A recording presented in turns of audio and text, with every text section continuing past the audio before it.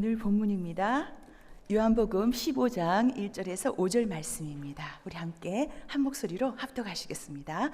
나는 참 포도나무요 내 아버지는 농부라. 무릇 내게 붙어 있어 열매를 맺지 아니하는 가지는 아버지께서 그것을 제거해 버리시고 무릇 열매를 맺는 가지는 더 열매를 맺게 하려 하여 그것을 깨끗하게 하시느니라. 너희는 내가 일러준 말로 이미 깨끗하여졌으니 내 안에 거하라. 나도 너희 안에 거하리라. 가지가 포도나무에 붙어 있지 아니하면 스스로 열매를 맺을 수 없음같이 너희도 내 안에 있지 아니하면 그러하리라. 나는 포도나무요 너희는 가지라. 그가 내 안에 내가 그 안에 거하면 사람이 열매를 많이 맺나니 나를 떠나서는 너희가 아무것도 할 수 없음이라. 프리다 햄버리의 포도나무 가지의 고백이란 시입니다. 제가 한번 읽어드리겠습니다. 부러질 듯 가냘픈 포도나무 가지, 그러나 만일 나에게 입이 있다면 내 어찌 이 신비를 전하지 않으랴. 비록 나는 작은 가지에 불과하나 생명의 수액이 내 몸에 흐르기에 나는 나의 생명으로 살지 않는다. 나는 아무런 열매도 맺지 못하나 그에게 붙은 나는 나무의 일부분이 되어 그의 풍성한 열매를 함께 나눈다. 어떻게 이러한 신비가 가능한가? 어떻게 가지가 나무 안에 거하며 그의 생명으로 살아갈 수 있는가? 그것은 바로 가지를 붙들고 있는 나무의 강력한 생명의 끈 때문이다. 난 그저 그에게 붙어 있을 뿐이다. 나에게 새 생명을 부여한 나무는 넘쳐 흐르는 생명의 수액을 통해 날마다 나를 떠받치고 지탱한다. 요한복음 14장에 길이요 진리요 생명인 예수님이 보혜사 성령님에 관한 가르치신 후에 예수님은 일어나라 여기를 떠나자 라고 하셨습니다. 그 길로 제자들과 겟세마네로 내려가는 그 길가에서 많은 포도나무를 보면서 예수님과 우리가 맺는 밀접한 관계와 열매에 관한 말씀을 하십니다. 이 비유는 예수님께서 십자가를 지시기 전 바로 전날 겟세마네 동산으로 가는 도중에 말씀해 주시는 유명한 비유이기도 합니다. 1절 제자들에게 말씀하셨어요. 나는 참 포도나무고 내 아버지 하나님은 농부이시다. 아시듯이 구약 성경에서 이스라엘 백성을 포도나무로, 하나님을 농부로 비유하셨습니다. PPT에 보면 이사야 5장 1절에서 5절 말씀인데요. 저기나 4절에서 5절 말씀만 적혀 있습니다. 농부는 땅을 파고 포도나무가 자라는데 방해되는 돌들을 모두 없애고 포도나무를 심습니다. 그렇게 한 이유는 포도나무가 좋은 열매를 맺기 바랐기 때문입니다. 하나님은 이스라엘 백성을 선택하셔서 하나님의 거룩한 백성으로 삼아주셨습니다. 하지만 그 포도나무는 좋은 열매를 맺지 못했습니다. 이스라엘 백성은 농부이신 하나님이 원하시는 열매를 맺지 못하는 들포도나무였던 것입니다. 하나님은 들포도나무를 대신할 참포도나무를 보내셨습니다. 그분이 바로 살아계신 예수님입니다. 자기의 모든 소유를 우리를 위해 주신 분이시고 우리를 위해 말씀하시는 분이십니다. 십자가에 못 박혀 죽으심으로 우리에게 거룩한 생명과 완전한 의를 주신 분, 우리의 예수님입니다. 아멘입니다. 그리고 포도나무에게는 자신을 심고 가꾸며 열매를 거두고 기쁨을 누리는 농부가 있습니다. 유년부 어린이 성경에는 농부가 정원사로 표현되어 있는데요. 나무와 화초들은 농부와 정원사가 잘 보살펴야 살 수 있습니다. 이건 제가 설교를 준비하면서 생전 눈에 들어오지 않았는데 갑자기 제 눈에 들어온 저희 집 화분입니다. 상태를 한번 봐주시겠습니까? 저는 화분을 가꾸는 것에는 완전 아주 꽝입니다. 이상하게 저희 집은 화분을 사다 놓으면 화분이 저렇게 되어버립니다. 이상하죠? 빈 화분 보시죠? 거의 30몇 년간 저런 빈 화분이 숱하게 나갔습니다. 저 아이들도 관심과 사랑과 영양과 수액을 공급받아야만 살 수 있는 나무인데 저는 관심과 사랑을 주지 못했습니다. 요한복음 14장 10절 말씀에 보면은 내가 아버지 안에 거하고 아버지는 내 안에 계신 것을 내가 믿지 아니하느냐. 내가 너희에게 이르는 말은 스스로 하는 것이 아니라 아버지께서 내 안에 계시니 그의 일을 하시는 것이라 라고 말씀하고 있습니다. 포도나무는 전적으로 농부를 의지합니다. 예수님은 하나님께서 심으신 포도나무이십니다. 예수님은 모든 것에 아버지 하나님의 뜻과 영광을 구하셨습니다. 주님께서 하나님을 신뢰하신 것처럼 우리 자신과 우리가 가지고 있는 모든 것은 위로부터 주어지는 것임을 인정하고 우리 안에서 일하시는 아버지를 소망하기를 원합니다. 아멘입니다. 2절 말씀, 무릇 내게 붙어 있어 열매를 맺지 아니하는 가지는 아버지께서 그것을 제거해 버리시고 무릇 열매를 맺는 가지는 이 열매를 맺게 하려 하여 그것을 깨끗하게 하시느니라 라고 말씀하고 계십니다. 성도는 포도나무 제일 끝에 붙어 있는 가지입니다. 가지는 혼자의 힘으로는 절대 생명을 이어갈 수 없습니다.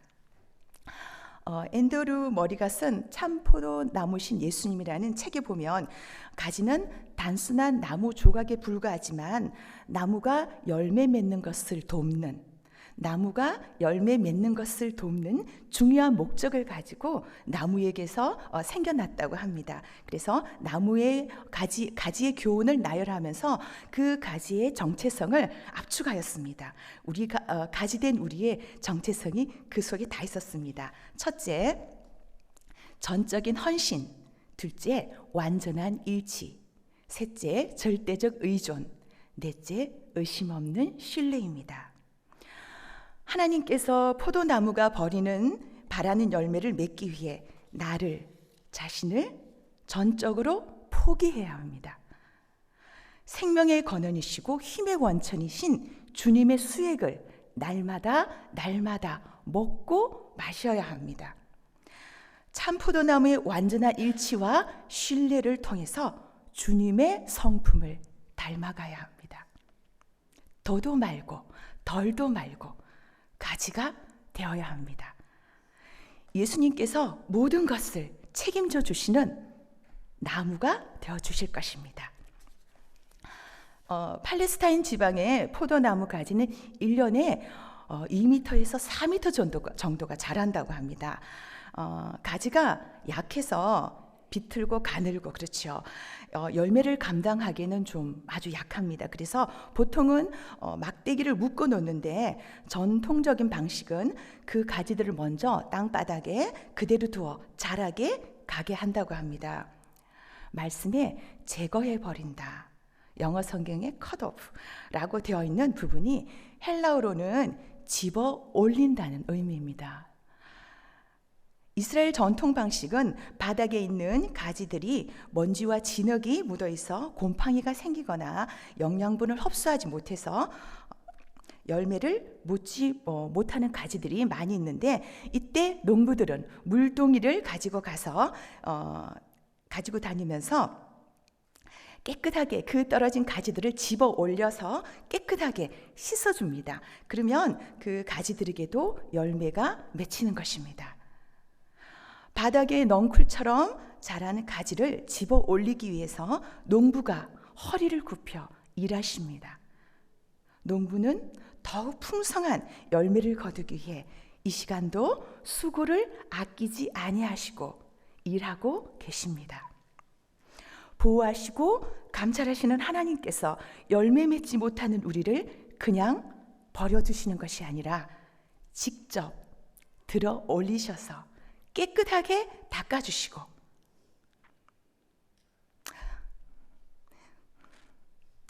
열매를 맺을 수 있도록 도와주고 계십니다.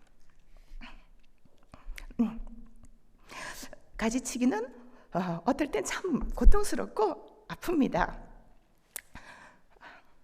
하나님은 집요하시도록 사랑하신 자를 놓지 않으십니다.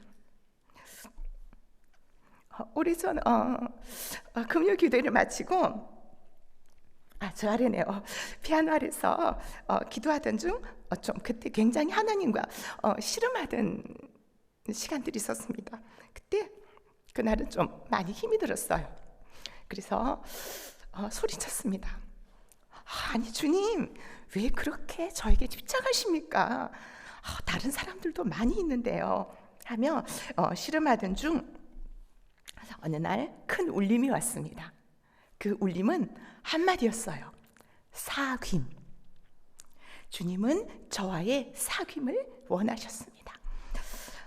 MZ세대가 남자 여자 관계에 이렇게 사귀는 그날을 1일이라고 합니다. 그날로 주님과 1일이 되었습니다.